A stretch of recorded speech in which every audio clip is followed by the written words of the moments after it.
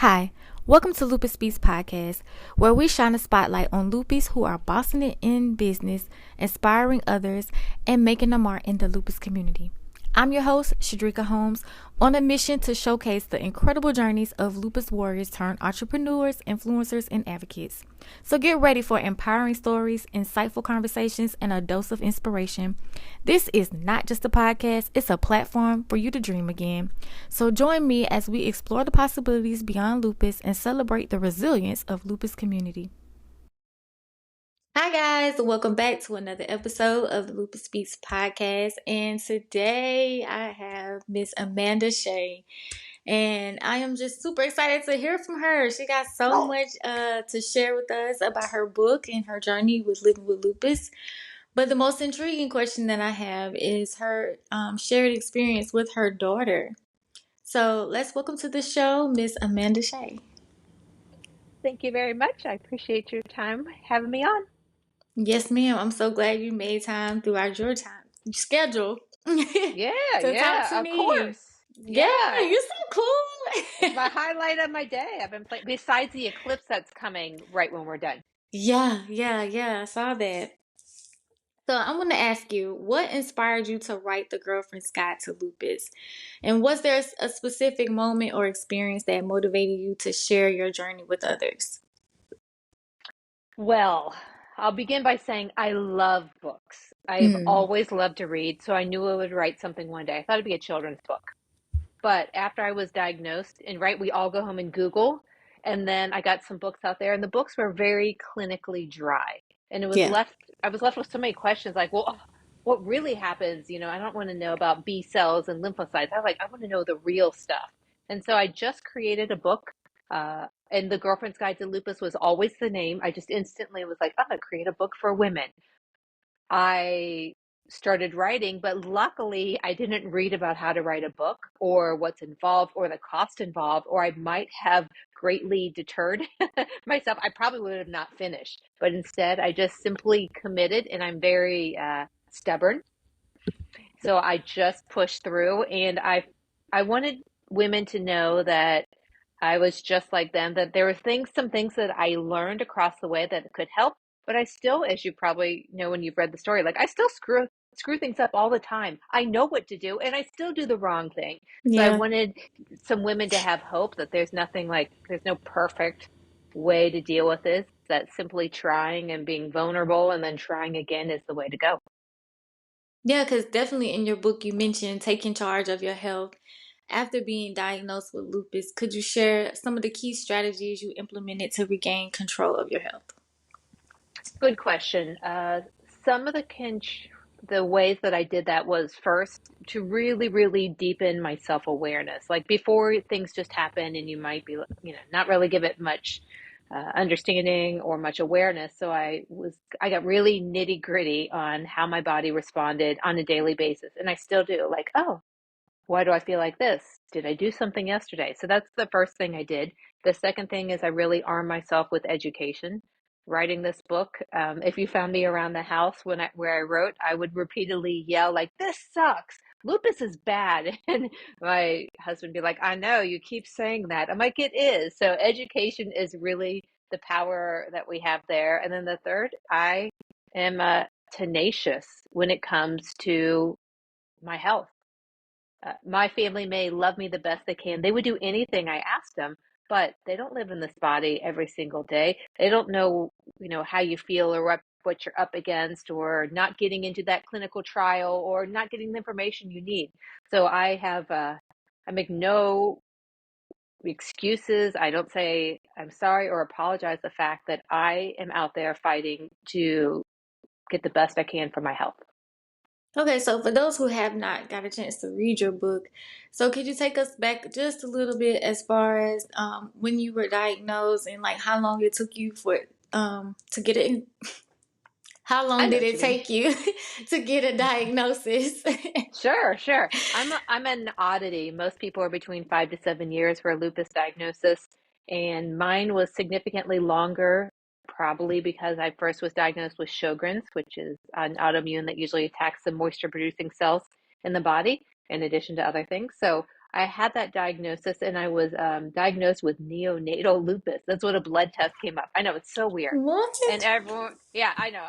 I don't know. And doctors were like, "You're not a baby." I'm like, "I'm not a baby." And so they just disregarded it, Mm, never to be brought up again. But I kept having all those weird things like vitamin D and white blood cells were low and platelets were low. And I've always had mouth sores. So I think if it wasn't for me being like, what's up with this? What's up with this to my doctors over and over, we might not have an answer to it being official. So it was during COVID when I started losing my hair, and it got, for me, that's very serious. My hair, oh, yeah, hell yeah, no. yeah, Hell no. yeah. I think we No, all no, got no. Uh-huh. that.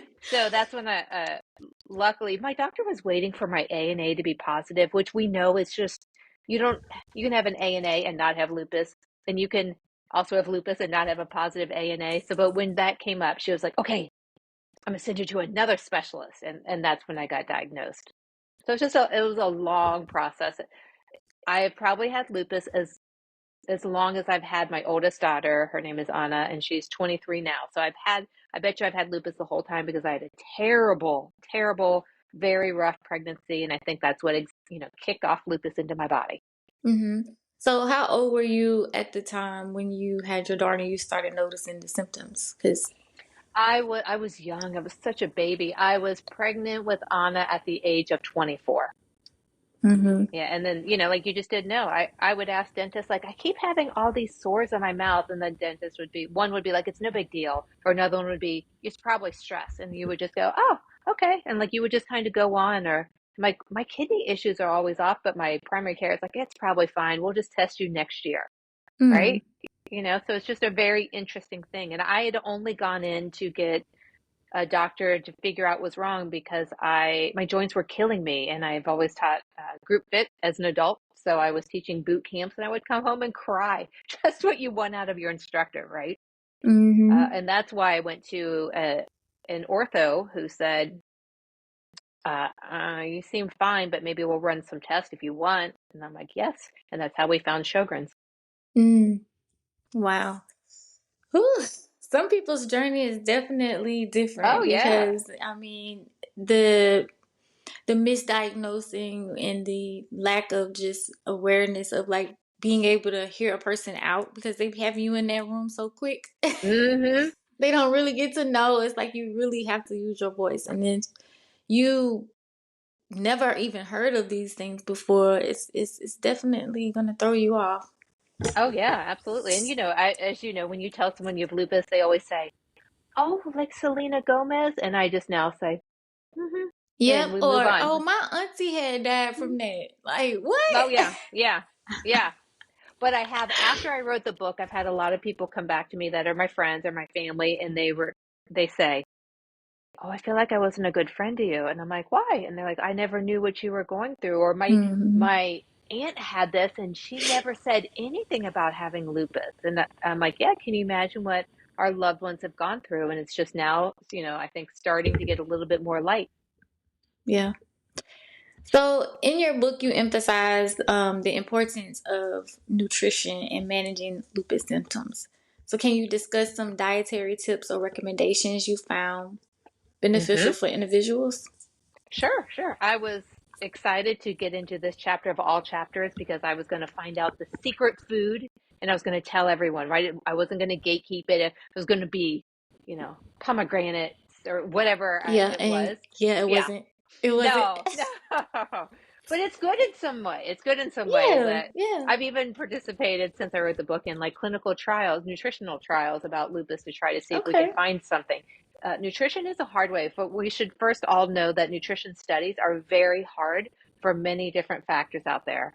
So we have to be very critical when we look at some of these trials and the results. But what I can say is how I eat is how someone would eat if they had cancer or if they had heart disease, which means we try to eat a lot of fruits and vegetables, less processed things, whole grains. It sucks, but I really try to limit my sugar out Mm-hmm. there. Get some good nuts, get some good healthy, omega 3s, some good fatty oils. I do the things that I know I need to do, and I try to 80% of the time eat pretty good. And the other 20%, I do not feel guilty at all. I simply enjoy what I eat. Yeah. Yeah, and I think that a lot of us should find those time frames where we can just enjoy like food and like how it makes you feel versus like, oh my Yeah. god, I'm on my diet, or I'm gonna mess up, or I'm gonna gain weight, or I'm gonna, it's just like if it makes you smile in a moment and put joy on your face, I definitely say eat Oh it. yeah, yeah. And you should hopefully if you're doing decent job all the other times, you should be like, well, this is fine. My body can sustain this. But then we Yeah. also have that, we're constantly being aware of ourselves. So in the morning, if we feel extra bad, we have to kind of go back like, okay, did I sleep bad? Did I move? Did I not move enough? Or did I eat something that might not have agreed with my body? Yeah, and that's the importance of some of the things that I did want to bring up because I liked your section right here on page 67. You're talking about the link to a positive and like the routine and like tracking Mm, everything down. Like when I tell yes. you that resonated with me a lot only because I come from before getting into this, I was really, really heavy in the planner community. Mm, Meaning like having multiple planners and tracking everything down and staying organized, mainly because I know that lupus in my brain and it's just so much information that I have to remember, not just for me, but my family. Like I'm raising these mm-hmm. kids and I have to Yeah. remember doctor's appointments and symptoms of what they've been feeling and did they have Tylenol and all the things, right? So I'm definitely like, oh, that's so cool. Somebody else agrees that you must track things down. Oh, yeah. Look at our memory. I mean, first of all, our lupus brain can easily come into play, but just in general, like, what did you eat for dinner last Wednesday? Like I have no idea. I have no idea. I don't know anything. So we Yeah. think we know, right? There's a stat that says that I think most of us think we have some self awareness, but 80% of us don't. And I'm sure I'm included in that. Like, it's okay to write things down. It's okay to try to track some of these trends. There's some great apps out there, or even just a plain old notebook. Yep. We I just have forget these. several. Oh, yeah. Oh, Several. yeah. Yeah. Yeah, You that can, I mean, they are my second brain pretty much. yeah, yeah, absolutely. I mean, also we have to remember some people listen to learn, some people watch to learn, some people, read to learn. And for me, when I do something and I write it down, that's my way of learning. hmm I think for me, I like to watch things to learn, Hmm. but I feel like if I write it down, I'm gonna put action to it. If that Yeah, makes sense. yeah, So if I that wrote does make down sense. what I saw and just take notes, then I go back to that and I'm like, okay, I'm supposed to do this, I'm supposed to do that, I'm supposed to Yeah, edit that yeah, yeah. reel, and Oops, I was supposed whoops. to, Yeah, yeah. So it's yeah, that's so definitely helpful. true. I think that I wish the community used that more and Mm, and really use that in all areas of their life, not just like tracking things down, but also for movement. Like to yes. I feel like when I got into it, I wanted to do yoga like really, really bad. Like I wanted to move my body and I wanted to stretch. And it just took a lot for me to kind of fully understand the concept of like how much work yoga really is. Hmm. Oh, yeah. Hmm. But I would write it down in my planner for like 3 months. But eventually I went to a yoga studio. I signed up for a membership and I like learned it and it was so good. It was so, Yeah, but good it for was just kind you. of like that step of me actively putting it down over and over again. It was Hmm. like I was training my brain to eventually build myself up to it. So I feel like that's something that people could use, when they kind of feeling down and don't really want to get out. Just write it down anyway, like with the That's intent great. of Well, being and like, we have to keep in mind, let's say with the yoga as an example, you wanted to do yoga, uh, reading a yoga book, watching a yoga video, even if it's mm-hmm, on TikTok, or maybe just doing a one pose cat and cow. Like we often think we need to do like these grand things, like I need to do a handstand and crow pose in order to be doing yoga. But we have to give ourselves the grace and the ability to learn, so we can start really small, and that still yeah, counts, people. You don't have to yeah, go walk 5 miles or 10,000 steps a day. You can go and, if it's hard to walk to your mailbox, can you walk to your mailbox and back twice? Start yeah, where you are. mm-hmm. So you also touched on the impact of lupus on relationships. Mm. Oh, yeah. So that is going to include how it affects our sex life. And I want to know how you navigated these challenges because, man, that. My daughters do not like that I talk anything about that. I'm They're sorry, like but look, we appalled. I need know. to I know. know. My No. audience needs Yes. to know. How I dealt with it was, I mean, I thought I was so witty. If you saw me the day where I was like, an orgasm a day keeps the rheumatologist away, I thought I was like going to win the Nobel Prize in my brain for coming up with that. Um, I just thought it was such an important thing. It's part of everyone's relationship, whether, it's important or not, ranks differently with everyone. But I think our doctors barely have time to answer some of our questions. They're surely not going to get into the idea of sex. And if we get to a GYN, the GYN might not even know what lupus is or how to deal with it. So I thought it would just be a perfect way to put things together. I was surprised what was out there, like the orgasm lab out of Rutgers. And I'm like, what? There's an orgasm lab. So it was just a lot of fun. I don't shy away from topics that are hard. In fact, those are kind of the things that I'm willing to go there. And certainly if I try to use myself as an example, which, you don't always want to do, but if I try to show that it's okay and we can still just give it a try, hopefully it turned out as something people can do as well. Gives them the grace to kind of make mistakes and address the issues. I think that through the book, I've really, in looking around at the life I have, boundaries are really hard for people, right? It's hard to talk about the things that are painful or that are challenging or that someone might feel guilty or feel shame about. And so I really wanted to rip the band-aid off and just say, like, here, this is how we talk about it. This is how we do it. And, like I said, you don't even need a partner in order to still continue to be sexually active for yourself and find pleasure. That is true. Yeah. I mean, like, yeah, I try to be very sensitive to a whole bunch of different people out there.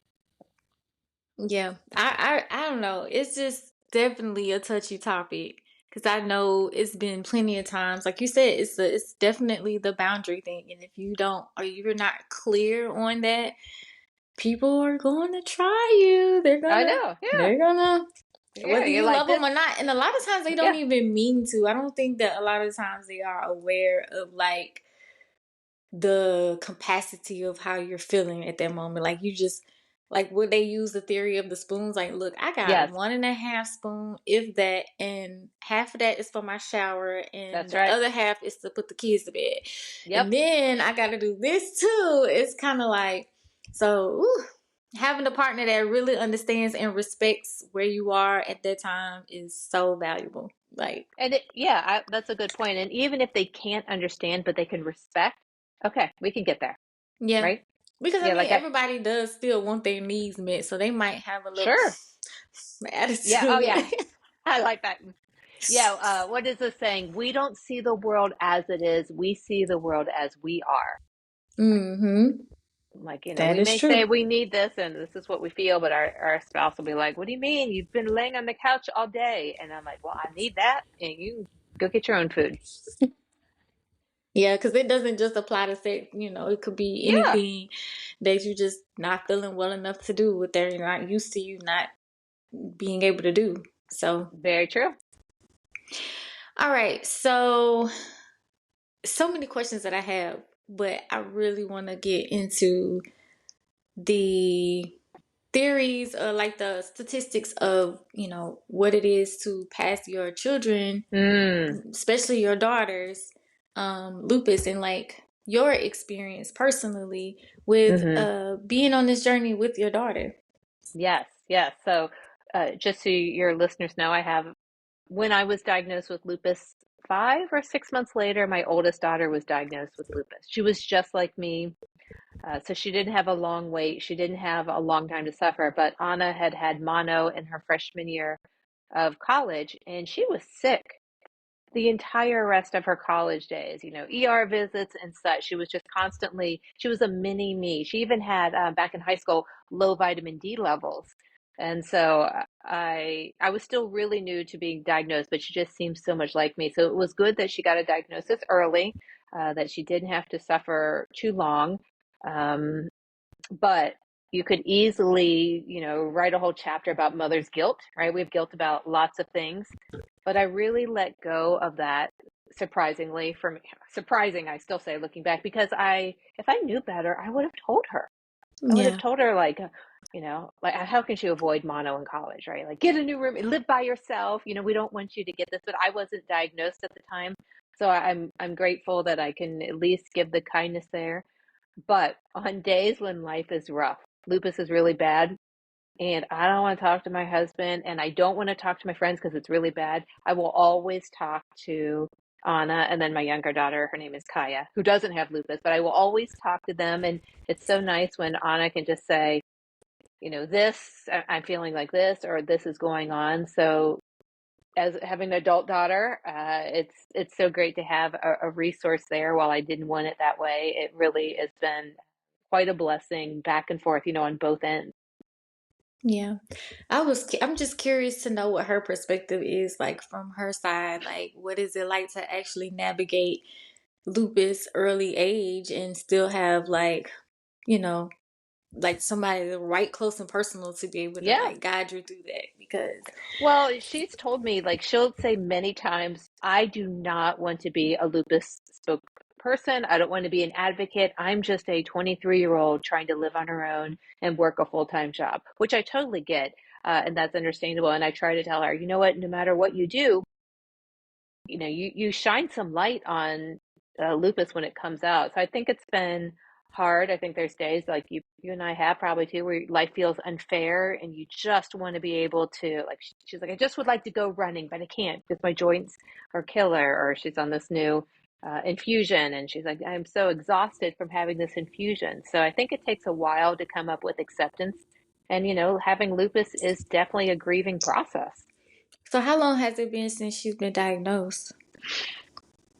2 years? So she was Two. 21? Mm-hmm. Yeah. Mm-hmm. Yeah. Yeah. Yeah. Just, yeah, not a great age. I got my diagnosis at 20. So, Oh, yeah. yeah. I'm very cautious, certainly on my younger one who's had low vitamin D. And I tried not to tell her I was flipping out, but I'm like, oh my God, low vitamin D, right? We know what some of these precursors are. So I will send her to the doctor. I'm like, you need to get all these blood tests done. And she knows, I'm like, my kids are half Asian, so they Southeast Asian, so they can get really tan. So I'm always like, okay, stay out. I know you love the sun, but stay out of the sun. So it's trying to allow my youngest daughter to live her life without taking, I think, too big of a risk to increase the chance of it. Because as we were talking about right before we started the podcast, research varies, but usually we've heard that when a mother has lupus, her daughter has a 10% risk of getting lupus, whereas a son may be only 2%. So there's things we can do that we, want to be cautious on, but then I also don't want my daughter, my youngest daughter, to live with the fear of, you know, having a life, because she might not ever get it. Yeah. Ooh, that's so like heavy, I guess, It is. in my mind because I have two girls and I want to, Mm-hmm. you know, do all of these things just to be well, to see them go through life and, be happy. But what are the chances of them having to be in this crazy ride with me with their Mm. own diagnosis? So I'm just like, huh? Well, the way I try to think of it two ways. One, as we know, lupus research, it is constantly evolving. We've seen great progress, CAR T cell and everything coming up nowadays, so new medicine. So that's one. And two, the younger that they end up with the diagnosis and can start taking medicine, the more manageable it'll be. I was over 45 when I started taking medicine, and I had decades of inflammation out there, and so I'm hoping that Anna will have a much better future because she's been able to manage it and keep it reasonable for a longer period of time. Yeah. And Okay. fingers crossed that it just never happens for your daughters. Yeah, that's definitely. I guess for me, once the neonatal part kind of passed, I Yeah, yeah, didn't yeah. think any more about it of them possibly or potentially having to go through this too in their lifetime. Like So hearing it or just reading it, I was like, man, Mm, like, okay, whoa, I might need to be a little bit more aware of like how they move around and symptoms and things when they saying, oh, I mm. might be tired and pain. Like really Oh yeah, like yeah, yeah. look at Hey, that. you pull out your own little planner. Yeah. Would you say you was feeling Oh, on Tuesday? yeah. Okay. Well, 2 months ago, you said. Yeah. That's Building a right. support network is highlighted as essential in your book. So, can you share your Mm, experience with finding support and advice for those who may be struggling to establish their own support squad? yes, yes. So first of all, you can be a choosy chick all you want. Just because you grew up with a family member, that family member doesn't have to be on your support team. You get to assemble your group of people that you think would be best from you, a friend, a neighbor, a family member, an aunt. So that's really important to know because you can still have those family members. Let's say parents, for example, maybe they're not on your support team. They're still in your life, but perhaps they're ones that you don't talk about right away when something has changed with lupus, or maybe they're not the ones you go to when there's something you need for lupus. So I am very protective now of who I let in my life, the energy that they may take from me. That's very valuable. Mhm. So in the book, I talk about being a choosy chick out there, letting go of some and holding on to others. The people who are in your life, Mhm. ideally, the best time to ask for help is when you don't need help. So that's part of the plan I suggested, is to come up with ways. Think of what you might need from someone. Think of the people who might be near, like, hey, in case I ever need it, would you be willing to pick up my daughters from school or take them to gymnastics, or whatever it is, to secure the needs that you have from people ahead of time. And that means that when you do feel bad and you have hardly any energy, you can pull them in. Yeah, and I talk about that before of just like pre-planning for your flares because Hmm. if you don't, then you're gonna be trying to manage way too much and you're gonna get upset because you can't do it. Oh, And yeah, a lot of times the stuff still has to be done. So yeah, having it that does. pre-plan, it's all about the planning. It is, yeah, it It's really very does help. important. Yeah. That's why I learned to, when I make soups, and like I'll freeze soups Hmm. and just put it in, and I know if I'm sick or I feel bad, it's just an easy way to pull things up and get them going. Yeah. What are some misconceptions about lupus that you aim to debunk through your book and advocacy work? One of my biggest ones is I want people to know that their life isn't over because they have lupus. Their life is just different, which is a Hmm. big distinction. You can still do a lot of the things you want to do, but maybe they're a little bit different. Like the yoga example, maybe you're not doing, you know, big handstands and things like that, but maybe you're able to practice every day. The Hmm. other thing that I think is really important is I want women to know that, sure, lupus has been cruel. They have robbed you of a really big piece of your health, but we still have control over that remaining piece, and how we treat our remaining health is absolutely one of the most essential things in our lives. And so we Yeah. have to understand it's not going and climbing Mount Kilimanjaro. It's doing small things every day that impact our health, like, what we watch on social media, or what we consume in our news, and what type of relationships we have, how we move our body, and do we get outside into nature, and do we really prioritize our sleep? These are the really important things that make us and comprise our well-being and our health, and we should not underestimate the power of those at all. Hmm. So right. Yeah. And the last Finally. one, Oh, oh, go go ahead. ahead. I would say the last one, I would say that despite what we want, there's no quick fix for our health. We want it, right? We want something, and we take our lupus medication, but that does not solve everything, right? I remember when I'm like, Mm-mm. what? Well, I still feel like crap. What happened? So there's no quick fixes. And when we understand there's no quick fix, that gives us the idea to turn back around and go back in there and do the things that we know we need to do. Yeah, that answered my question because I was going to ask you, what do you hope readers take away from the book, Oh, there and you go. There you go. what do you want them to feel empowered to do after reading it? And sounds like, Yeah, yeah, that's definitely one. The other one I would tell them, I don't know if you felt like this. You were a young thing when you were diagnosed, but when I got diagnosed, it was like my identity. It was like some new tattoo or some shirt every day that said like this person has lupus. And so Hold another thing I want women to know is that they are not their lupus, because who would want to be their lupus? That they are very much more than their lupus. I think it's easy for women. I can only speak for myself to identify like I'm a mom, I'm a wife, I'm an author, I'm someone who has lupus. But if I am only that, hmm, I think that would be not the whole breadth of what I could be in life. And so that's what I want women to realize, that lupus is there. It's going to hang out with them the rest of their life. But the goal is for it to get in line behind you, behind the many roles that you will be in this life. Lupus is just one of them, and that they are much more. Yeah, that's powerful to leave with. Yes. Okay, so where could they find you, and what other things that you have going on that they could get from you and learn from you? Sure. I'm on Instagram at Amanda Chay. My book, here's the book, The Girlfriend's Guide to Lupus, can be found on Amazon. And then I have a website, amandachay.com. And you'll see me, certainly if you're in North Carolina, you'll see me at some of the events and speaking at the events. So I would say if anyone has any questions about anything, please reach out. I would love to share whatever knowledge I can to help anyone on their journey. All right, you guys, thank you for tuning in for another episode of the Lupus Beats podcast. And please catch up with Amanda. Please go check out her book. I haven't currently finished all of it, but it's so good. And I want you to get all the information there because it's definitely your girlfriend's guide. And until next time, you guys, peace and be intentional. Bye. Bye-bye.